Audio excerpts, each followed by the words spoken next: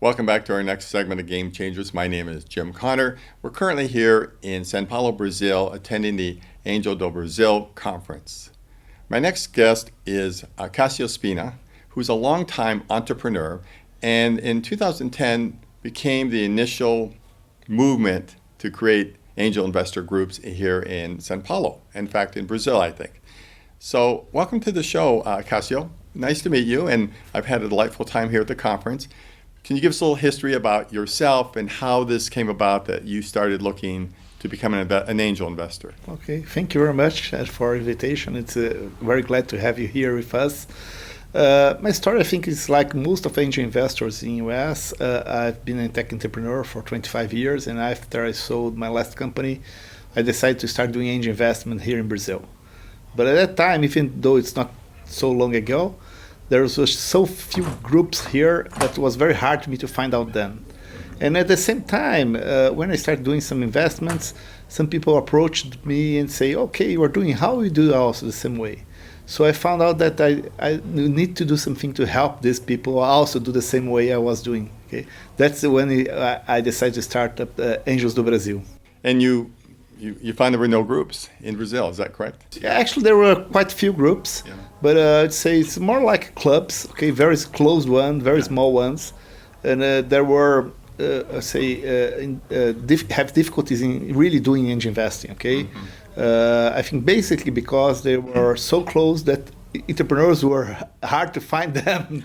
So it's not easy for them to find. At the same time, they were not active in looking for good opportunities. We find the angel groups need to have a certain number to get going, to have a momentum. So I just wanted to briefly explore a little bit about your background. You founded and sold several companies, and they were in what sector and what type of things did you do? Yeah, the first company I founded was actually a software company when I was 19 years old, okay, quite early. And it was a data communication software development company. And after that, at that time, when I started, was late 80s. The biggest market here in Brazil was the hardware market. So I decided to move on and create a new company what's in data communications hardware. This company grows a lot, especially after the internet, when many companies need that equipment for developing their business. But in early 2000s, I decided to create a new company that was called a solution company, integrating hardware, software, and services, and giving the full solution for business-to-business applications. And that time I was approached by VCs that were looking for investing on companies that were already profitable. And when I received my first investment, and then I'd say I was introduced to the investment market, okay? By the experience I have been an entrepreneur in receiving investment, I see the value added that it could provide for my company. And when I sold my last company in 2010, I decided, okay, let's try to do the same way, not as VC, but as angel. I have some friends from the US that were already doing that, so I got also some references from them.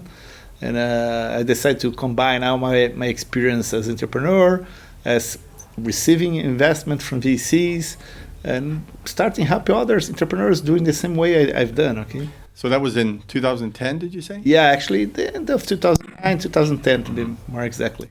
Were there missteps in the first year or two, or did it work pretty well? No, there was a lot of missteps. I think I say to everybody, I'm still learning, okay? I'm still in the learning process, okay?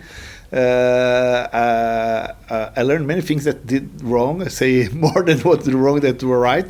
Hopefully, some of my companies now are doing quite well, okay? But for example, one of the things I first learned is actually that you cannot be so closed one, okay? You have to be more open for the market in terms of exposing a little bit more. I know that some angels are a little bit afraid to be exposed, especially here in Brazil. But it's necessary in order to really promote the opportunities that come to you, and so you can have good investment opportunities. So you mean to let the companies come in to promote their visibility? That's right. That's right. I think it's absolutely necessary for doing that. Okay. Now, in the beginning, you did the investment mainly through yourself and a few friends. Is that correct? Yeah. I actually joined a group, a small group, and I done a first investment with them. Then I done one investment by myself.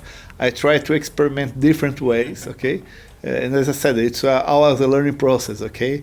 Yeah. The first investment, it took a long time. It was almost 8 months because there was no lead investor there. So I learned it's quite complicated to do this way. Yeah. We have to have a lead. Now, in 5 years, and I was in Brazil probably in 2008 or 9, but in 5 years now, you have all this activity suddenly, and this is a combination of several forces. Maybe you can tell us what those forces were. I think Brazil has changed a lot in the last 15 years, okay? Both in terms of having a change on the profile of the entrepreneur. Brazil in the past, before say 2000 or 2005, most of the entrepreneurs were what you call necessity entrepreneurs, people that were doing their business just to survive. And there is a big change that now most of the entrepreneurs are what you call opportunity entrepreneurs. Entrepreneurs that are looking to create potential big business. So this is essential for us as investors. On the other side, we also have many IPOs from companies, many M&As, sales of companies, which provided the opportunity to have more people with some capacity for doing investments. So I think this combination of having good entrepreneurs looking for great business and also potential investors came out around this time, 2010, 2011. And then, as I said, when I started up for Anjos do Brasil, I was just thinking to help people that were looking for me. And suddenly I have so many people coming in and asking about that and want to learn more how to do and trying to join the group.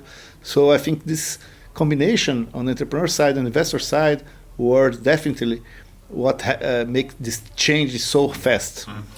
You have what I think is a healthy mix of the young entrepreneurs, 25, maybe 26, 27, and then the more experienced, mid-30s, meaning that they've been executives, they've got some scars here and there, emotional and physical, and they've been in the corporate world, and they've learned a great deal, both in the domain and in management, and they're going out also. And so to me, that seems like a good balance. We always want the young kids who have no fear, and then we want the ones who have more experience, who are a little more bankable, we call that, a little more, they're going to be accountable to you, and they know that the money is precious. Yes. And I think you have both things going, both markets. Yeah, I agree with that. I see that what's important is that the entrepreneurs are eager to learn how to create potential great business, okay? So, but at the same time, you have a big challenge with providing them the information, the knowledge of how to do that. Because in, let's say, past time, you don't have any, for example, in any university, you didn't have any kind of teaching about how to create a business. Most of the universities were just focused on preparing executives for corporations or for the government. So this is also changing, and we hope to keep changing in order to provide better preparation for these entrepreneurs. And you also have now, you're building this Anjos do Brasil. This is an investor group where you're bringing in people who are capable of making an investment, have a higher risk tolerance than what a bank account would warrant, and are willing to work and engage with the entrepreneurs too. They have some business experience, they have some money, and they have some time that they're willing to do. So this is a big step forward, and I think a crucial part as I see it. And I thought, I just recognize you for that, and maybe you want to make a few comments about how that's moving forward. Yeah, I think there's this essential what to be a successful angel investor. What I think is the challenge we have is that most of these people never have made a private investment. At the most, they just make some investments in the stock exchange, which is quite different from doing angel investment. So, for example, this Congress, one of the purposes is exactly sharing the experience to these potential investors or investors that are just starting up to do investment, to then learn what they have to do in order to be successful as angel investors. I think this is one of the biggest challenges we have to cover for the next years. Well, Cassio, I want to really thank you very much for your time and your energy and your information. It's been delightful to talk to you. If anybody would like to contact you in the audience that listens to the show.